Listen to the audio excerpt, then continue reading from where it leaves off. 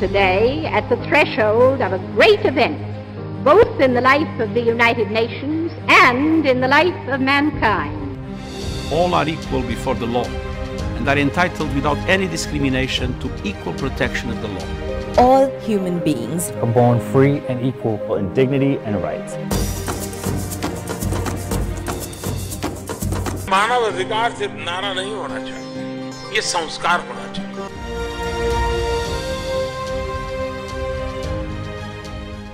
नमस्कार। विश्व भर में 10 दिसंबर मानव अधिकार दिवस के रूप में मनाया जाता है। 1948 में इसी दिन संयुक्त राष्ट्र महासभा ने universal declaration of human rights को अपनाया और घोषित किया था। मानव अधिकार दिवस 2021 की थीम है इक्वालिटी। मानव अधिकार दिवस हर साल 10 दिसंबर को मनाया जाता है, जिस दिन संयुक्त राष्ट्र महासभा ने 1948 में मानव अधिकारों की सार्वभौमिक घोषणा को अपनाया था। हम अपने लोगों के अधिकारों की रक्षा के लिए अपने दैनिक जीवन में कार्यवाही कर सकते हैं। हम सभी की रक्षा करने का अधिकार और इस प्रकार सभी मनुष्य के संबंधों को बढ़ावा देते हैं। मानव अधिकार दिवस हर किसी के सामाजिक, सांस्कृतिक और शारीरिक अधिकारों के बारे में जागरूकता बढ़ाने और सभी की खुशी सुनिश्चित करने के लिए मनाया जाता है। 10 दिसंबर 1948 को संयुक्त राष्ट्र महासभा को अपनाने और प्रसार का सम्मान करने के लिए ये तिथि का चयन किया गया था। मानव अधिकारों की सार्वभौमिक घोषणा यानी UDHR दुनिया की पहली मानव अधिकारों की घोषणा थी और संयुक्त राष्ट्र की पहली महान उपलब्धियों में से एक थी। मानव अधिकारों में जीवन और स्वतंत्रता का अधिकार, गुलामी और यातना से मुक्त होने का अधिकार, विचार और अभिव्यक्ति की स्वतंत्रता का अधिकार, काम और शिक्षा का अधिकार और कई अन्य अधिकार शामिल हैं। मानव अधिकारों को बनाए रखने के प्रयास के एक विशेष पहलू पर ध्यान आकर्षित करने के लिए एक विषय चुना जाता है।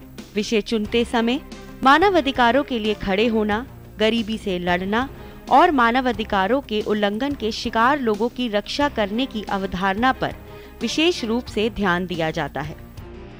इस वर्ष के मानव अधिकार दिवस की थीम समानता और मानव अधिकारों की सार्वभौमिक घोषणा के अनुच्छेद 1 से संबंधित है, जो कहता है कि मनुष्य जन्म से ही स्वतंत्र है और उसके अधिकारों और सम्मान की रक्षा उसके पूरे जीवन भर की जानी चाहिए। सूर्य की किरणें आशा का संचार करती हैं और बिना किसी भेदभाव के सब तक लाभ पहुंचाती हैं। यही मूल भाव राष्ट्रीय मानव अधिकार आयोग के प्रतीक चिन्ह में दर्शाया गया है। उद्देश्य है प्रत्येक देशवासी के मानव अधिकारों की रक्षा करना। भारत का राष्ट्रीय मानव अधिकार आयोग एक वैधानिक सार्वजनिक निकाय है, जिसका गठन 12 अक्टूबर 1993 को मानव अधिकार संरक्षण अध्यादेश 28 सितंबर 1993 के तहत किया गया था। राष्ट्रीय मानव अधिकार आयोग मानव अधिकारों के संरक्षण और संवर्धन के लिए जिम्मेदार है, जिसे अधिनियम द्वारा परिभाषित किया गया। राष्ट्रीय मानव अधिकार आयोग भारत मानव अधिकारों के संरक्षण और संवर्धन के लिए मानव अधिकार के दृष्टिकोण से जागरूकता बढ़ाने के लिए दुनिया भर के अन्य राष्ट्रीय मानवाधिकार संस्थानों के साथ समन्वय करने में सक्रिय भूमिका निभा रहा है। आयोग धारा 12 में निर्धारित अधिनियम और मानवाधिकारों के उल्लंघन या ऐसे उल्लंघनों की रोकथाम में लापरवाही के दावों की जांच के अलावा आयोग मानवाधिकारों से संबंधित अंतर्राष्ट्रीय संधियों और उपकरणों को भी नियंत्रित और जांचता है तथा सरकार द्वारा प्रभावी परिपालन के लिए सिफारिशें करता है। आयोग न केवल राष्ट्रीय स्तर पर बल्कि अंतर्राष्ट्रीय स्तर पर भी सार्वभौमिक मानव अधिकारों के क्षेत्र में सभी हितधारकों के प्रयासों को प्रोत्साहित करने के लिए जनता के बीच मानव अधिकार जागरूकता फैलाने और सभी हितधारकों के प्रयासों को प्रोत्साहित करने के लिए जिम्मेदार है। राष्ट्रीय मानव अधिकार आयोग एक अनूठा संगठन है, क्योंकि ये दुनिया के कुछ राष्ट्रीय मानवाधिकार संस्थानों में से एक है, जिसके अध्यक्ष देश के पूर्व मुख्य न्यायाधीश हैं। मानव अधिकारों के प्रचार और संरक्षण के प्रभावी परिपालन को बढ़ावा देने और निगरानी करने में दुनिया भारत के NHRC को एक मॉडल मानती है। मानव अधिकारों को किस तरह प्रोत्साहन दिया जाए, उनके संवर्धन और संरक्षण के लिए राष्ट्रीय मानव अधिकार आयोग की क्या भूमिका रहती है, आइए आज के अंक में बातचीत करते हैं। यहाँ दूरदर्शन दिल्ली के स्टूडियोज में स्वागत करना चाहेंगे ऑनरेबल जस्टिस अरुण मिश्रा जी का। अरुण जी नमस्कार। सबसे पहले मैं आपसे यही जानना चाहूंगा कि व्यक्ति से ही समाज का निर्माण होता है, तो प्रत्येक व्यक्ति का इंसान होने के कारण क्या मानव अधिकार हैं? मानव अधिकार वस्तुतः किसी व्यक्ति को प्रदत्त किए नहीं गए, उसके जन्म से ये उसको अधिकार प्राप्त हो जाते हैं। सिर्फ इंसान के तौर पर अगर कोई भी व्यक्ति जन्म लेता है तो उसको ये अधिकार प्राप्त हैं, जिनका संरक्षण करना, संवर्धन करना ये हमारा पुनीत कर्तव्य है। एक सामाजिक और आर्थिक ऐसी संरचना का विषमताएं उसमें जो उत्पन्न हुई आर्थिक और सामाजिक तौर से, उससे कुछ लोगों के मानव अधिकारों का उल्लंघन हो रहा है तथा वे पीछे सामाजिक तौर से अथवा आर्थिक तौर से पिछड़े रह गए हैं। जो लोग, उन लोगों को कैसे संवर्धन करें, उन लोगों को समाज की मुख्य धारा में कैसे शामिल किया जाए, देश की मुख्य धारा में कैसे शामिल किया जाए, यह ह्यूमन राइट्स मानव अधिकारों के संरक्षण का एक उद्देश्य है।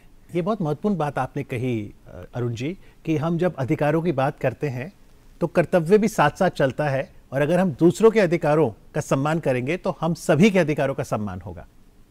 आपका कहना बिल्कुल सही है कि सभी के अधिकारों का सम्मान, ये ह्यूमन राइट्स जो हैं ये किसी नागरिकता के, देश की नागरिकता पर आधारित नहीं है। ये पूरे विश्व में सभी मानवों को प्राप्त अधिकार हैं, और जहाँ की संस्कृति और जहाँ का सिविलाइजेशन, जैसे जहाँ की सभ्यता विकसित होती रही है जियोग्राफिकल रीजन्स में, कोई भी अगर किसी धर्म को स्थापित रहना है, उसको समय के साथ परखा जाना है, उसको अगर सुचारू रूप से चलना है तो उसमें मानव अधिकारों का समावेश आप निश्चित तौर से प्रत्येक धर्म में पाएंगे, जो कि समय के बाधाओं को पार कर कर सदियों से चल रहे हैं। वही धर्म सरवाइव कर पाए हैं जो कि मानव अधिकारों का संरक्षण और संवर्धन करते हैं, जिसमें मानव अधिकार कूट कूट कर भरे हुए हैं। और भारतीय संस्कृति की अगर बात करें तो मानव अधिकार का महत्वपूर्ण, हमारे देश का जो इतिहास अगर आप देखें तो 3000 वर्ष पूर्व पहुंचता है। हमारे यहाँ तो महिलाओं को आप ये देखिए शक्ति का स्वरूप माना गया है, एक घर को विकसित करते हैं, मातृ स्वरूप हैं, और आज हम देखते हैं कि उन्हीं के ऊपर अत्याचारों की भी हमें शिकायत प्राप्त होती है। तो ये जो विसंगतियाँ हैं, इनको दूर करना और एक सुचारू रूप से किसी देश की सभ्यता चले, शासन से हमारा वस्तुतः लोग मानते हैं कि हम शासकीय अधिकारियों के विरुद्ध कार्रवाई की अनुशंसा करते हैं। ठीक है, अनुशंसा अवश्य करते हैं, परंतु पुनीत कर्तव्य हमारा ये है कि ये शासन व्यवस्था सुचारू रूप से चले। सुचारू रूप से तभी चलेगी जब लोगों के अधिकारों का संरक्षण होगा, संवर्धन होगा। अगर हम कोई भी शासन अगर अपनी व्यवस्था सुचारू रूप से नहीं कर चला पाता है तो वो उसका एक, हम ये कह सकते हैं कि वो अपने कर्तव्य में सफल नहीं हुआ। तो ये आवश्यक है कि उनके अपने कर्तव्य, वो जो जन कल्याणकारी योजनाएं बनाते हैं, उनका लाभ उन गरीब व्यक्तियों तक पहुंचे। जो हमारे संविधान में पार्ट 4 में जो एक दिशा निर्देश दिए गए शासन को, directive principle of state policy, उन पर आधारित कर हमारे देश की सामाजिक और आर्थिक संरचना को संवर्धित पुष्ट करने का एक बहुत बड़ा प्रयास किया गया। हमारे देश में ज़मीनें बांटी गई, सीलिंग लॉज लाए गए, जिससे कि लोगों को, गरीब लोगों को ज़मीनें बटी, और भी अन्य विशेष महिलाओं के लिए, बच्चों के लिए, पोषण के लिए, शिक्षा के लिए, इतने हमारे यहाँ और इंटरनेशनल ऑब्लिगेशंस तक हमारे संविधान के पार्ट 4 में लिखे हुए हैं। जिस प्रकार से हमें शांति की स्थापना विश्व में के लिए प्रत्येक सरकार का पुनीत कर्तव्य की प्रयास करना चाहिए। सारे विश्व के मानवों को एक समान तौर से ट्रीट करना चाहिए। ये सब हमारे यहाँ फंडामेंटल ड्यूटीज़ तक यहाँ तक लिखा हुआ है। हमारे यहाँ प्रत्येक व्यक्ति की ये नैतिक दायित्व है कि हम पेड़ों की रक्षा करें, फ्लोरा फौना की रक्षा करें, एनिमल्स की, जानवरों की रक्षा, प्राणों की रक्षा करें। ये सब जब तक हम अपने देश के पेड़ों की रक्षा नहीं करेंगे, हम जीवन के अधिकार को कैसे, जो कि एक मानव के लिए जीवन के लिए आवश्यक है, हम पेड़ों की रक्षा करें, हम कैसे अपने देश का, पूरे विश्व का भला कर सकते हैं। आज अब देखें कि कई जगह जलवायु परिवर्तित हो रही है, पूरे विश्व में जलवायु परिवर्तन का एक भारी युग चल रहा है। इस विकास के युग में ये आवश्यक है कि हम इसमें बैलेंस रखें कि एक जो विकास अवश्य हो, परंतु विकास ऐसा हो जिसको जो कि सस्टेनेबल डेवलपमेंट का एक कंसेप्ट सुप्रीम कोर्ट ने विकसित किया है। यह विकास भी साथ में होना चाहिए तथा मानव की जीवन की रक्षा भी हो, यह भी हमारा पुनीत कर्तव्य। इन दोनों के बीच में एक संतुलन कायम रखना ये बहुत ही आवश्यक है। हम देखें, अभी हम कोविड से पूरी तरह बाहर नहीं आ पाए हैं। हमारे देश में वैक्सीन प्रत्येक व्यक्ति को मुफ्त में लगाई गई, प्रत्येक देश ये अफोर्ड नहीं कर सकता।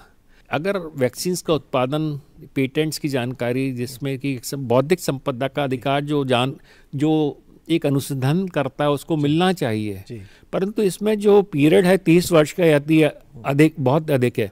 और जब जीवन की रक्षा का अधिकार उत्पन्न होता है उस समय वैक्सीन की बौद्धिक संपदा का जो अधिकार है, अगर हम देखें तो जीवन के अधिकार इससे अधिक उत्तम है। इसको महत्व दिया जाना चाहिए। इन पेटेंट्स की हमें संरक्षण नहीं होना चाहिए। सब देशों में वैक्सीन बने, सबको वैक्सीन मुफ्त में उपलब्ध हो सके, इसका प्रयास करना चाहिए। महत्वपूर्ण बात justice, United Nations human rights council के सेशन में भी आपने बात रखी थी कि जीवन का अधिकार सर्वोपरि होना चाहिए, बौद्धिक संपदा से ऊपर। परंतु हम ये देखते हैं कि ये बात कहने के पश्चात पेटेंट जो धारक हैं वो आगे नहीं आ पाए। इसमें विश्व के कई देशों को आगे आना होगा। विश्व में जितना आर्थिक क्षति इससे, इस बंद के कारण हुई है, अगर इस सब को संतुलन आप करके देखें और मानव के जीवन का जो अधिकार है, जितने व्यक्ति मरे हैं इस महामारी से, इतने व्यक्ति किसी भी समय किसी अन्य महामारी से अथवा किसी विश्व युद्ध में भी नहीं मरे। तो जैसे इस बार की थीम है समानता, आप ये कह रहे हैं कि अगर टीकाकरण की बात करें तो नागरिक किसी भी देश का हो, उसका ये अधिकार है, मानव अधिकार है कि वैक्सीन उस तक पहुंचे, उस तक आवश्यक दवाएं पहुंचे। हमारा ये सौभाग्य, हम जिस देश में रहते हैं इस देश में दवाइयाँ निर्मित होती हैं। और इस देश में एक हम लोगों का एक जो नॉलेज बैंक है, हमारे जो वैज्ञानिक हैं उन्होंने वैक्सीन की खोज की और पूरे विश्व को वैक्सीन दी। भारत एक महत्वपूर्ण तौर से एक मानव अधिकारों की रक्षा के क्षेत्र में उभर कर एक बहुत अच्छी शक्ति के रूप में उभर के अभी सामने आया। जी बिल्कुल, आपने जैसा कहा कि मानव अधिकारों की बात करें तो भारत ने विश्व में अग्रणी भूमिका निभाई है। लेकिन जब हम कहते हैं जीने का अधिकार, स्वतंत्रता का अधिकार और जो मौलिक सुविधाएं हैं जन जन तक पहुंचे, अगर किसी व्यक्ति को लगता है कि उसके मानव अधिकारों का हनन हुआ है तो वो आयोग के पास कैसे आए, क्या शिकायत दर्ज कर सकता है? हमारे यहाँ शिकायत इवन एक पत्र लिखकर प्रेषित की जा सकती है। हमारे कोई औपचारिकता नहीं, कोई प्रेस्क्राइब्ड फॉर्म नहीं है, पर जो कोई भी व्यक्ति पत्र पे भी एक शिकायत लिख के भेजता है, किसी भी भाषा में लिख के भेजता है, हम उसका, अगर वो भाषा स्पष्ट लिखी गई है, पढ़ने लायक है, उसका अनुवाद करा लेते हैं। दूसरा व्यक्ति अपने आप आकर शिकायत दर्ज करा सकता है। तीसरा, ऑनलाइन सेंटर, हमारे यहाँ ऑनलाइन शिकायत दर्ज कराई जा सकती है। वो तुरंत उसका रजिस्ट्रेशन करके हम उसको ऑनलाइन, उसमें क्या प्रक्रिया है भी ऑनलाइन पोर्टल पर हमारे यहाँ हम उसको प्रदर्शित करते हैं। इसके अतिरिक्त 3 लाख कॉमन सर्विस सेंटर पूरे देश में हमारे पोर्टल के साथ जोड़े गए हैं। उन सर्विस सेंटर पर जो व्यक्ति लिख नहीं सकता अपना, वहाँ जाकर एक 30 रुपये वो लेते हैं। अच्छा। सहायता शुल्क के तौर पर। हमारे यहाँ कोई शुल्क नहीं लिया जाता। वो हमारे सर्विस सेंटर नहीं है, वो आजीविका के तौर पर वो सर्विस सेंटर्स चला रहे हैं अपना। वो नॉमिनल चार्जेस लेकर, नॉमिनल फीस 30 रुपये लेकर किसी भी व्यक्ति की शिकायत हमको प्रेषित करते हैं। उसमें सिर्फ आवश्यकता यह है कि व्यक्ति अपने नाम का उल्लेख करे, पते का उल्लेख करे और जो उसकी शिकायत हो उसका स्पष्ट विवरण दर्ज करे, जिससे कि हम उस पर उचित सम्यक कार्रवाई कर सकें। जी, यानी 4 तरीके हो गए। व्यक्ति चाहे तो दफ्तर ही आ जाए आयोग के, डाक के माध्यम से भी, ऑनलाइन वो पोर्टल जा सकता है और ये पोर्टल है hrcnet.nic.in। और चौथा आपने कहा कि वो ईमेल के माध्यम से भी कर सकते हैं? ईमेल के माध्यम से भी कर सकते हैं, nhrc.nic.in nhrc.nic.in। इसके अलावा एक हेल्पलाइन नंबर भी है 14433। यदि कोई व्यक्ति इस पर फ़ोन करे इस पर भी फ़ोन करे तो भी हम कार्रवाई करते हैं, और इस पर काफ़ी मदद भी हम लोगों की तरफ से चली जाती है। जो अधिकारी, संबंधित अधिकारी हैं, उनको निर्देश देते हैं कि इसकी शिकायत पर इसको ये कष्ट है उसको देखिए। तो ये हेल्पलाइन नंबर भी काफ़ी प्रभावित तौर से लोगों को सहायता, मदद करने में एक संबल सिद्ध हुआ है। तो जैसे एक तो राष्ट्रीय स्तर पर आयोग है जिसके आप अध्यक्ष हैं, राज्य स्तर पर भी क्या हर राज्य में आयोग है? सभी राज्यों में, हमारे देश में अभी 26 आयोग हैं। अच्छा। आंध्र प्रदेश और तेलंगाना का एक आयोग है, और नागालैंड इत्यादि, मणिपुर में 2 आयोग अभी स्थापित होने हैं। हमारे देश में अगर आयोग नहीं भी हैं तो वो सीधे शिकायत, जिस जगह आयोग नहीं है तो वो सीधे शिकायत राष्ट्रीय आयोग को कर सकते हैं। अच्छा। सिर्फ फ़र्क ये है कि अगर उन्होंने राज्य आयोग को भी शिकायत की और राष्ट्रीय आयोग को भी शिकायत की, तो जहाँ संज्ञान पहले लिया जाएगा शिकायत का, वो आयोग उस पर विचार करेगा और उसको निर्णित करेगा। आयोग खुद से भी संज्ञान ले सकता है? हम संज्ञान स्वतः ले सकते हैं, अखबार की न्यूज़ पर, मीडिया के रिपोर्ट्स पर, अथवा अन्य तौर से अगर जांच के दौरान हमें कोई चीज़ सामने आती है तो उस पर हम स्वतः संज्ञान लेते हैं। और हमारे यहाँ स्वतः संज्ञान इस वर्ष भी 18-19 प्रकरणों में लिया गया है। तो चाहे आयोग स्वतः संज्ञान ले या फिर किसी ने HRC नेट पोर्टल पे जाके शिकायत दर्ज की, फिर आगे आपका क्रियान्वयन क्या होता है, निपटारा कैसे करते हैं? हम उसमें सबसे पहले अधिकारियों से एक रिपोर्ट मांगते हैं, इसके संबंध में आपका क्या कहना है, इसकी वस्तुस्थिति के बारे में हमें अवगत कराइए। अगर उस रिपोर्ट में जो शिकायत है उसके विरुद्ध कुछ ऐसा आता है कि उसमें उसको सत्य नहीं पाया गया, तो उस पर हम उसको, जो शिकायत करता है उसकी नकल भेजते हैं कि वो अपना इस पर प्रत्युत्तर प्रस्तुत करे, उसका इस विषय में क्या कहना है। हम आवश्यक समझते हैं तो अपने यहाँ से जांच की टीम भी वहाँ भेज सकते हैं। हमारे यहाँ एक बहुत बड़ा अनुसंधान विंग है। अच्छा। जो कि director general of police head करता है। उसमें हमारे यहाँ काफ़ी DIG रैंक के भी अधिकारी हैं, SP रैंक के भी अधिकारी हैं, जो कि पुलिस विंग है इटसेल्फ। हमारे यहाँ उसमें DYSP हैं, इंस्पेक्टर लेवल, कांस्टेबल इत्यादि भी हैं। तो वो जांच के लिए, अनुसंधान के लिए सदैव तत्पर रहते हैं। जब आप विचार करते हैं, जांच करते हैं, तो उसके बाद क्या आयोग को दंड देना अथवा ना देना ये भी अधिकार है, या क्या आउटकम आता है फिर उसका? हम उसमें सिफारिश करते हैं शासन को अथवा संबंधित निकायों को कि इसमें ये सुधार की आवश्यकता है, और ये सुनिश्चित करते हैं उनमें वो सुधार किए जाए। और सुधार नहीं किया जाएगा, अगर दोषी कोई अधिकारी पाया जाएगा उस निग्लिजेंस के लिए, जिसने कि वो कमी उसमें उत्पन्न की है, सेवा उससे जो अपेक्षित थी उसने समर्पित नहीं किए, तो उसके विरुद्ध कार्रवाई, विभागीय कार्रवाई करने का भी हम लिखते हैं। कई बार अगर हम समझते हैं इसमें फौजदारी प्रकरण चलना चाहिए, उसके लिए भी हम अनुशंसा करते हैं। तो जैसे आपने बताया कि शिकायत की जो प्रणाली है अब ऑनलाइन हो गई है, तो अगर कहीं आप मुआवजे के लिए कहते हैं तो क्या कॉम्पनसेशन भी ऑनलाइन मिल जाता है? नहीं, ऑनलाइन हम लोग नहीं कंपनसेशन देते, हम लोग सिफारिश करते हैं राज्य शासन को। और ये सुनिश्चित करते हैं जो हमने सिफारिश की है आर्थिक क्षति की संपूर्ति करने के लिए, जो हमने मुआवजा उसको देने के लिए कहा है, उसको राज्य शासन दे अथवा वो संबंधित पब्लिक अथॉरिटी दे जिसको कि हमने आदेशित किया है। और उसके विरुद्ध विभागीय कार्रवाई भी की जाए जो हमने उसमें अगर अनुशंसा की है। परंतु हम दंड स्वतः नहीं दे सकते, दंड देने का कार्य विभागीय लोगों का अथवा न्यायालय का है।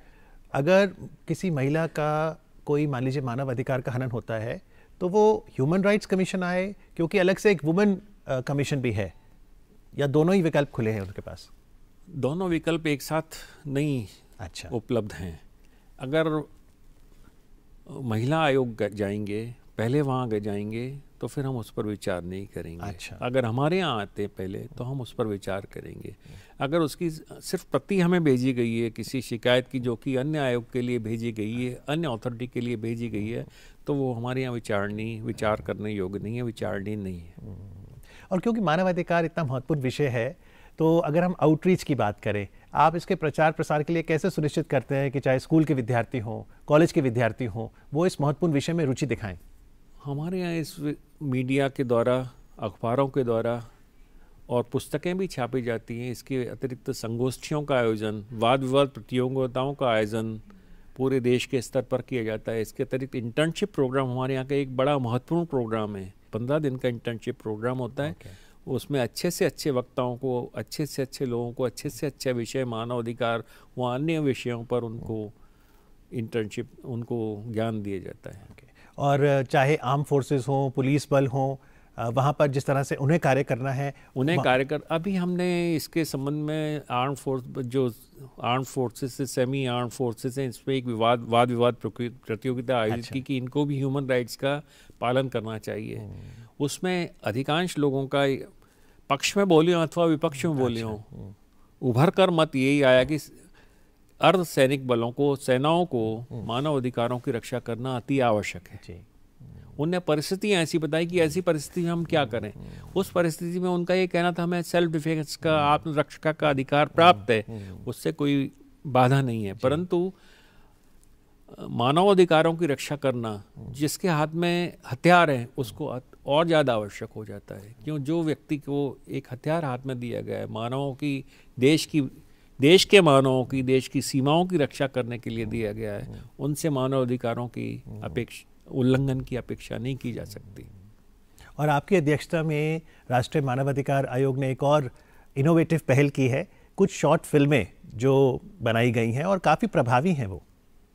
इस बार हमारे यहाँ जो फिल्म का प्रतियोगिता का आयोजन किया गया, लगभग 200 के करीब प्रविष्टियाँ आई और उसमें अनप्रोफेशनल लोगों ने, जो कि प्रोफेशनल इसमें फिल्म क्षेत्र में नहीं थे, एमेच्योर थे, उन्होंने मोबाइल पर फिल्में बनाकर भेजी। और आप विश्वास नहीं करेंगे, उसमें से कुछ प्रविष्टियों को हमें पुरस्कृत किया है। बहुत इस बार अच्छी प्रविष्टियाँ आई और इतना अच्छा, मतलब हमारे देश में लोग मानवाधिकारों को इतनी अच्छी तरह से समझ रहे हैं। इस प्रकार से जो निर्माण करके वो भेजते हैं, तो उससे प्रतीत होता है कि हमारे देश का भविष्य तो बहुत अधिक उज्ज्वल है। सबसे अधिक मानवाधिकारों का हनन होता है ये आतंकवादी गतिविधियों से।